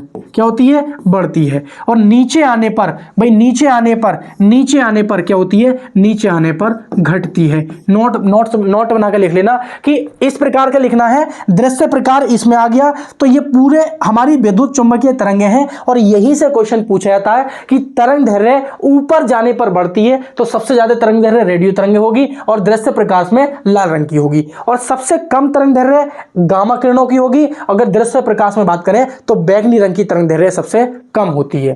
तो आपने सुना होगा कि लाल रंग की तरंग दैर्घ्य ज्यादा होती है और बैगनी रंग की तरंग दैर्घ्य कम होती है। इसीलिए हम कहते हैं, हम क्या कहते हैं कि जो लाल रंग होता है, लाल रंग, इस लाल रंग की क्या होता है, अपवर्तनांक कम होता है और इसकी जो होती है आवृत्ति कैसी होती है भाई, इसकी कम होती है। इसकी चाल कैसी होती है भाई, इसकी चाल ज्यादा होती है। इसका विचलन कितना होता है, विचलन कोण, तो विचलन कोण क्या होता है, कम होता है। अगर बात करें इसके प्रकीर्णन की, तो प्रकीर्णन इसका कम होता है। तो लाल रंग जो है ना, लाल रंग, इसकी तरंग दैर्घ्य अधिक होती है और इसकी चाल अधिक होती है। बाकी इसका आवृत्ति कम, अपवर्तनांक कम, विचलन कम, प्रकीर्णन कम। किसका, लाल रंग का। इसका जस्ट उल्टा कर दोगे तो बैंगनी रंग का आप लोगों को प्राप्त हो जाएगा। तो आप लोगों के लिए बताने के लिए इतना काफी है। तो हमें बताना कि निम्नलिखित में किस विद्युत चुंबकीय तरंगे की तरंग दैर्घ्य सबसे ज्यादा होती है। तो ये बताओ, देखो रेडियो तरंगे सबसे टॉप पे है, बिल्कुल सही बात। इंफ्रारेड, तो इंफ्रारेड कहां हो जाएगी भाई, ये हो जाएगी। तो ये तो हो नहीं सकती हमारे पास। एक्स किरणें तो सबसे नीचे है और हमें बताना है सबसे कम तरंग दैर्घ्य। अच्छा, सबसे कम बतानी है ना, तो कोई दिक्कत नहीं है।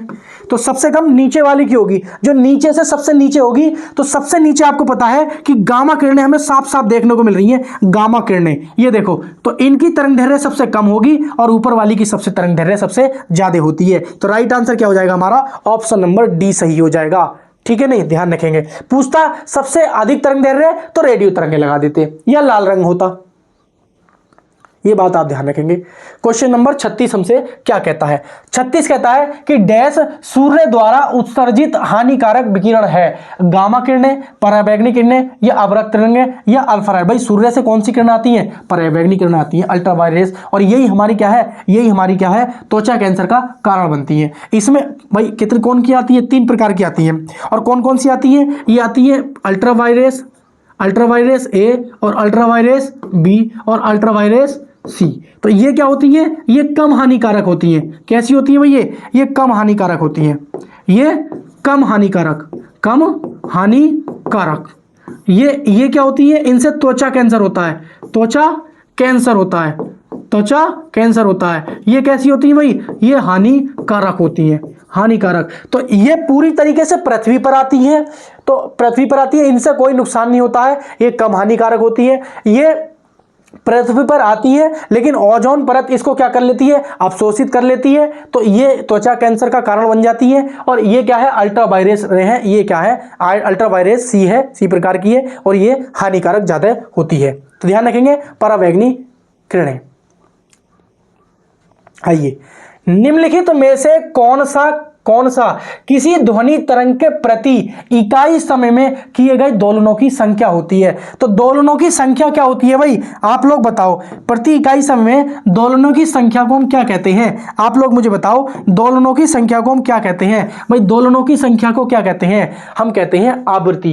क्या आवर्तकाल कहेंगे, नहीं। 1 सेकंड में लगाए गए, 1 चक्कर लगाने में लिया गया समय, ये आवर्तकाल कहलाता है। तो ये नहीं होगा। आयाम गर्त की गहराई होती है, तरंग दैर्घ्य ये नहीं होती है। ये होती है दोलनों की संख्या, या तो कंपन प्रति सेकंड या फिर चक्कर प्रति सेकंड। तो 37 का डी ऑप्शन बिल्कुल करेक्ट हो जाएगा। ध्वनि में संचरण कर सकती है सभी विकल्प, केवल गैस, केवल द्रव्य पदार्थ, ये हमने करा दिया है। तो इसका राइट आंसर क्या हो जाएगा? इसका राइट आंसर हो जाएगा ए ऑप्शन। क्या हो जाएगा? ए ऑप्शन बिल्कुल करेक्ट हो जाएगा कि ध्वनि भाई सभी माध्यम में चल सकती है। 39 पे चलते हैं, क्वेश्चन नंबर 39 पे चलते हैं। क्वेश्चन नंबर 39 क्या कहता है? प्रति सेकंड इकाई क्षेत्र से गुजरने वाली ध्वनि ऊर्जा की मात्रा को क्या कहते हैं? तीव्रता, नोट, पिच या संगीत? देखो, प्रति सेकंड इकाई क्षेत्र से गुजरने वाली ध्वनि ऊर्जा की मात्रा को क्या कहते हैं? हम उसे कहते हैं, ध्वनि ऊर्जा की मात्रा को क्या कहते हैं? हम कहते हैं उसको तीव्रता। क्या कहते हैं गाइस? तीव्रता कहते हैं कि भाई प्रति इकाई क्षेत्र से गुजरने वाली मात्रा को क्या कहते हैं? तीव्रता कहते हैं। क्वेश्चन नंबर 40 पे चलते हैं। क्वेश्चन नंबर 40 क्या कहता है? मनुष्य बहुत ऊंची ध्वनि सहन नहीं कर सकता है, वह उच्चतम ध्वनि स्तर क्या है जो मनुष्य सहन कर सकता है? आप लोगों को बताना है कि ऐसी उच्चतम ध्वनि स्तर बताना है कि भाई मनुष्य सहन कर सकता है। जल्दी से बताइए। तो आप लोगों को बताना है कि वह उच्चतम ध्वनि स्तर बताना है जो मनुष्य सहन कर सकता है। देखो, सबसे पहले ध्यान रखेंगे, 0 डेसिबल की जो साउंड होती है इसे न्यूनतम सुनने योग्य, यानी कि 0 डेसिमल तक की साउंड आप सुन सकते हो। ठीक है। अगर आपसे पूछता है कि भाई फुसफुसाहट की, तो 15 से 20 डेसिमल की जो होती है ये किसकी होती है? फुसफुसाहट की। अगर आपसे पूछता है 30 डेसिमल, तो ये होती है अच्छी नींद की। इतनी डेसिमल की साउंड है तो वो अच्छी नींद की होगी। अगर 30 से 40 डेसिमल की साउंड है तो वो वार्तालाप, यानी कि साधारण बातचीत की होगी। अगर आपसे पूछता है कि भाई 85 डेसिमल या 80 से 85 डेसिमल की बीच की साउंड है, तो ये अधिकतम है। क्या है भाई? ये अधिकतम है, अधिकतम मनुष्य के सुनने योग्य। मतलब मनुष्य जो है इससे ज्यादा ध्वनि डेसिबल की साउंड या इससे जो ज्यादा प्रबलता की साउंड सुन नहीं पाएगा, उसके कान सहन नहीं कर पाएंगे। इससे ज्यादा डेसिबल की साउंड आप सुनोगे तो कान के पर्दे फट जाएंगे। तो हम ये कह सकते हैं कि 100 से लेके 120 डेसिमल की साउंड क्या होती है? कान का पर्दा क्या होता है भाई? इससे फट जाता है। अगर पूछ लेगा आपको कि जेट विमान, क्या है भाई? जेट विमान की जो साउंड होती है वो 140 डेसिमल के आसपास मानी गई है। जो बुलेट होती है ना, बुलेट, तो इसकी जो है 120 डेसिमल की साउंड निकालती है। जो बुलेट आप देखते हो ना, गलियों में पटक से छोड़ते जाते हैं नई उम्र के लिए जो लड़के होते हैं, तो वो ऐसी हरकतें करते हैं। आप लोग समझदार हैं तो वो अपनी कहते हैं ना, कारस्तानी से बाज नहीं आते हैं, तो वो ऐसी हरकतें करते हैं। तो वो कितने डेसिमल की साउंड प्रोड्यूस करते हैं? 120 डेसिमल की। तभी तो लगता है यार बड़ा शोर है, बहुत गुस्सा। ऐसा कभी कभी ऐसा आता है कि जाके उसे रोक के कस के लगाऊं, रुकूं ना बिना 4-5 मिनट तक। ठीक है। तो ऐसा आपको कभी कभी मन करता है, तो वो जो डेसिमल की साउंड होती है वो 120 डेसिमल की साउंड होती है। तो मनुष्य उच्चतम ध्वनि पूछिएगा जो बताना जहां तक मनुष्य सहन कर सकता है कि हाँ भाई ये हद है, बस यहां तक मैं सहन कर लूंगा। तो क्या 100 डेसिमल? नहीं, ये ज्यादा हो जाएगी। 80 डेसिमल ये सही हो जाएगी। 40 ये वार्तालाप की हो जाएगी। 115 ये बुलेट गाड़ी की वगैरह की हो जाएगी। बहुत ज्यादा हो जाएगी, इतनी सहन नहीं कर पाएगा आदमी। ठीक है। तो राइट आंसर क्या हो जाएगा भाई? इसका आ जाएगा 40 का बी आंसर हो जाएगा। चलिए आइए, आंखों में अरमान लिए मंजिल को अपना मान लिया। आंखों में अरमान लिया मंजिल को अपना मान लिया, तो मुश्किल क्या आसान किया, जब ठान लिया तो ठान लिया।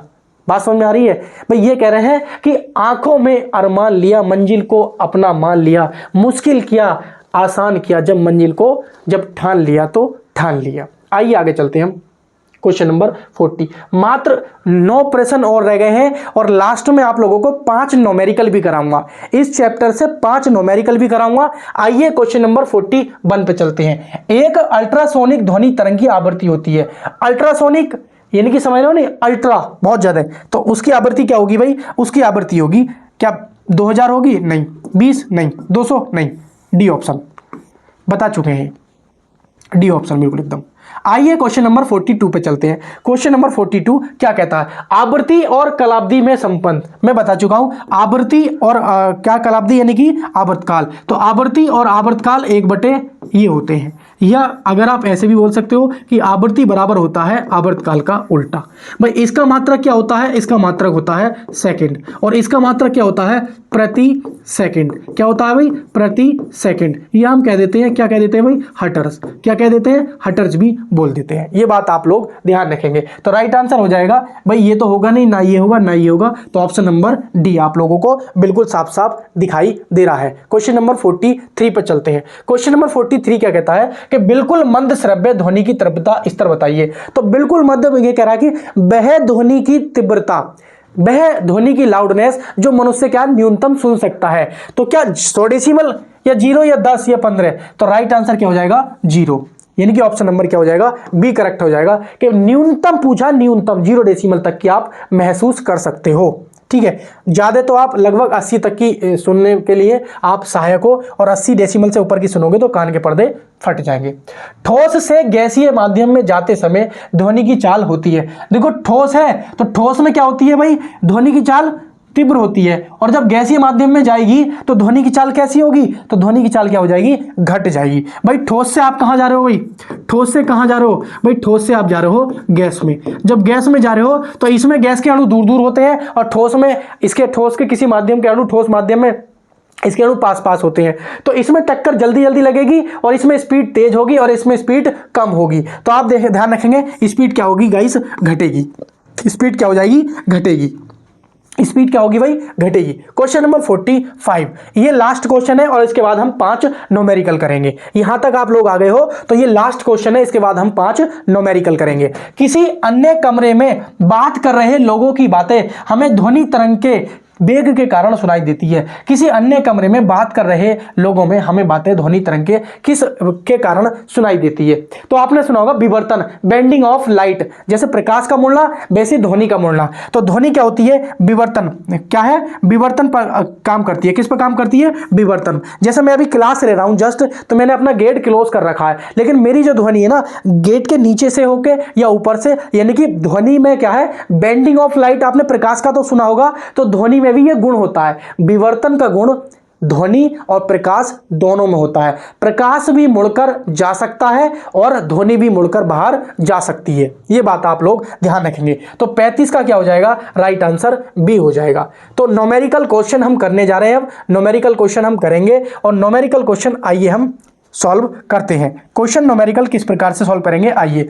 एक स्रोत 4 सेकंड, भाई टी बराबर कितना दे दिया 0.4 सेकंड दे दिया है, में 20 तरंग शिखर क्रस्ट और गर्त उत्पन्न करता है। यानी कि 20 तरंग, यानी कि कंपन कितने करता है, ये कंपन कर रहा है, ये 20 कंपन कर रहा है, और उत्पन्न करता है तो तरंग की आवृत्ति। भाई आवृत्ति क्या होती है, भाई आवृत्ति होती है 1/, आवर्तकाल 1/, आवर्त क्या होती है भाई 1/, होती है आवर्तकाल। और आवर्तकाल का आवृत्ति का मात्रक क्या होता है, इसको हम बोलते हैं, क्या बोलते हैं भाई कंपन प्रति सेकंड।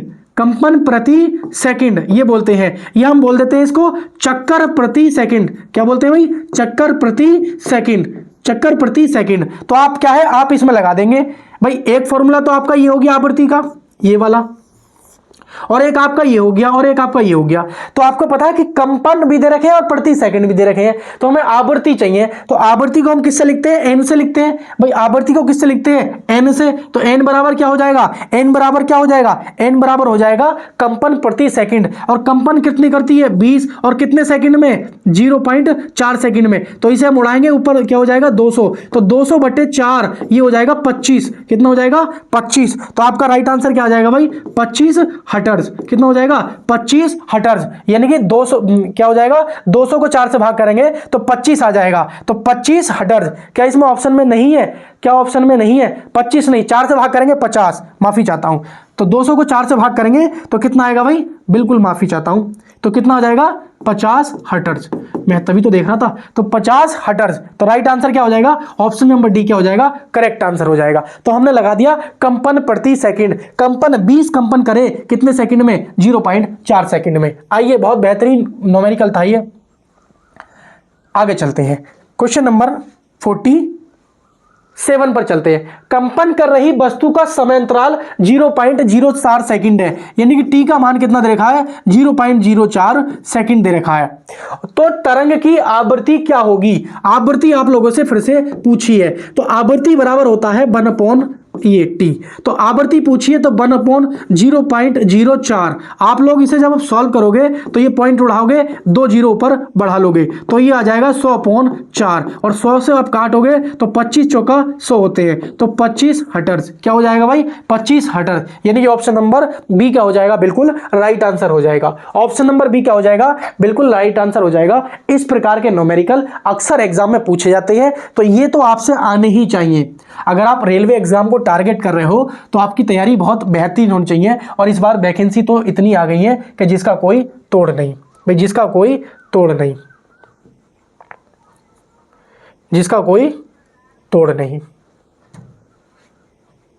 जिसका कोई तोड़ नहीं। आइए हम चलते हैं, थोड़ा सा ये क्या हो गया है, चलिए क्वेश्चन नंबर लगाते हैं, क्वेश्चन नंबर 48। और 48 हमसे क्या कहता है कि एक माध्यम में एक ध्वनि तरंग की तरंग दैर्घ्य कितनी है। तो लैम्डा का मान आपसे पूछा है, ऐसे लिख लिया करो, जिसकी आवृत्ति 840 हर्ट्ज है और 380 मीटर प्रति सेकंड, यानी कि वेग 380 मीटर प्रति सेकंड है। आप लोगों को तरंग दैर्घ्य आती है, तो तरंग की चाल का एक फॉर्मूला आप लोगों ने पढ़ा होगा, b बराबर एन लैम्डा। तो b का मान कितना है भाई, 380, और n का मान कितना है भाई, 840, और लैम्डा का मान आपसे पूछा है। तो लैम्डा का मान आपसे पूछा है तो एक जीरो से एक जीरो कट जाएगा, और 2 से काटोगे तो ये कट जाएगा 19 बार, और इसे काटोगे तो ये कट जाएगा 2 चौक 8 और 2 दूनी 4। तो ये आ जाएगा लैम्डा बराबर आ जाएगा 19/42, 19/42। और 19/42 का मतलब ये हो जाएगा, आप इसे सॉल्व करोगे तो जीरो लगाओगे और पॉइंट लगाओगे, जीरो हो जाएगा, और 4 चौक 16 यानी कि 4 बार जाएगा। 42 चौका जितने होते हैं यानी कि 4 बार जाएगा। तो आप देख लीजिए 4 बार जा रहा है, क्या 4 बार ये है, नहीं, क्या 4 बार ये है, नहीं, क्या 4 बार ये है, नहीं, लेकिन 0.4 बार, पॉइंट के बाद में 4 बार, तो ये हमारा राइट आंसर हो जाएगा। तो कितनी बार जाएगा ये, 0.45 बार चला जाएगा। ठीक है, 0.45 बार चला जाएगा। कभी कभी हम ऑप्शन की भी सहायता लेके हम अपने क्वेश्चन को करेक्ट कर पाते हैं। बस 2 क्वेश्चन दूर है, मात्र 2 क्वेश्चन दूर और रह गए हम आज की इस मैराथन से। ठीक है, तो ध्वनि तरंग 339 मीटर प्रति सेकंड की गति से, तो चाल कितनी दे रखी है हमें गाइस, तो चाल दे रखी है 339 मीटर प्रति सेकंड दे रखी है कि गति से यात्रा करती है। यदि इस तरंग दैर्घ्य इतनी सेंटीमीटर हो, तो लैम्डा का मान कितना दे रखा है, 1.5 सेंटीमीटर। अगर हम इसे मीटर में बदलेंगे तो 1.5 बटे क्या कर देंगे भाई, 100 से भाग कर देंगे, और जब हम 100 से भाग कर देंगे तो ये बन जाएगी, क्या बन जाएगी, 1.5 गुणा 10⁻², और ये बन जाएगी मीटर में। तो तरंग दैर्घ्य किस में बन गई, अब हमारी मीटर में बन गई। तो तरंग की आवृत्ति क्या होगी, तो तरंग की आवृत्ति आप लोगों से पूछी है। और अभी हमने एक न्यूमेरिकल कराया है कि तो तरंग की जो चाल होती है ना, तरंग की चाल, उसका फॉर्मूला होता है b बराबर एन लैम्डा। तो b का मान कितना दे रखा है हमारे पास, ये b का मान हमारे पास दे रखा था, ये आवृत्ति नहीं है, ये हमारे पास है b का मान, ये b का मान। तो b का मान है हमारे पास 339 बराबर n का मान पूछा है, और लैम्डा का मान कितना है, 1.5 गुणा 10⁻²। ठीक है, कोई दिक्कत नहीं है। लेकिन आप लोग क्या करोगे, आप लोग एक काम करेंगे, इसको उड़ाएंगे, आप इसको उड़ाएंगे तो नीचे कितना हो जाएगा गाइस, नीचे हो जाएगा 10, और 3 से काटेंगे तो 3 पंजे 15 हो जाएगा, और 3 से काटेंगे 3 का ना 3, 3 का ना 3, और 3 तिया 9 हो जाएगा। बात समझ में आ रही है, तो ये हो जाएगा, और ये हो जाएगा 5 का ना 5, 5 दूनी 10, और जब हम इसकी गुणा कर देंगे तो ये हो जाएगा 226, और बराबर क्या हो जाएगा, n गुणा 10⁻²। और जब हम 10⁻² है, और जब हम डायरेक्ट इधर लाएंगे तो 0 बढ़ जाएंगे, तो इसका राइट आंसर क्या हो जाएगा, n बराबर हो जाएगा 226, और 2 जीरो लगा देंगे तो ये हो जाएगा, क्या हो जाएगा, हर्ट्ज में आ जाएगा, हर्ट्ज में, यानी कि n का मान क्या आ जाएगा, 22,600। तो 22,600 नहीं है, 22,600 है, 22,600 ये करेक्ट आंसर हो जाएगा। ठीक है, ये 2260 है तो ये नहीं होगा, ये 226 हटर्स है ये नहीं होगा, ये 22,000 यानी कि 2,26,000 है तो ये नहीं होगा, ये गलत हो जाएगा। है ना, 2,26,000 ये गलत हो जाएगा। तो 49 का ऑप्शन नंबर क्या हो जाएगा गाइस, डी ऑप्शन बिल्कुल करेक्ट आंसर हो जाएगा। डी ऑप्शन क्या हो जाएगा, बिल्कुल करेक्ट आंसर हो जाएगा। आइए आज के हम लास्ट और आखिरी क्वेश्चन पे चलते हैं। बहुत बेहतरीन तरीके से आप लोगों ने यहाँ तक क्लास की, उम्मीद करता हूँ पूरा साउंड एंड वेव आप लोगों का बहुत अच्छे से क्लियर हुआ होगा। अगर इसी प्रकार की अगले चैप्टर की भी आप किसी चैप्टर पे आप मैराथन चाहते हो तो मुझे कमेंट बॉक्स में लिखने मात्र से आप लोगों को क्या है, जो व्यक्ति यहाँ तक आया है और जो मुझे कमेंट में बोलेगा कि हाँ मुझे इस चैप्टर की मैराथन चाहिए, तो मैं 100% उस चैप्टर पे पूरी एक मैराथन लाऊंगा, इससे भी अच्छे पैटर्न पे। ठीक है, तो ध्वनि तरंग की गति 700 मीटर प्रति सेकंड है। तो चाल कितनी दे रखी है भाई, चाल दे रखी है भाई, चाल कितनी दे रखी है, चाल दे रखी है 700 मीटर प्रति सेकंड, और ध्वनि तरंगे 7 किलोमीटर की यात्रा तय करती है। तो दूरी कितनी दे रखी है हमारे पास, 7 किलोमीटर, यानी कि 7,000 किलोमीटर की, 7,000 मीटर की क्या है, इसको हम मीटर में बदल देंगे तो 7,000 मीटर की क्या है, यात्रा करती है। तो करने में कितना समय लेगी, करने में कितना समय लेगी।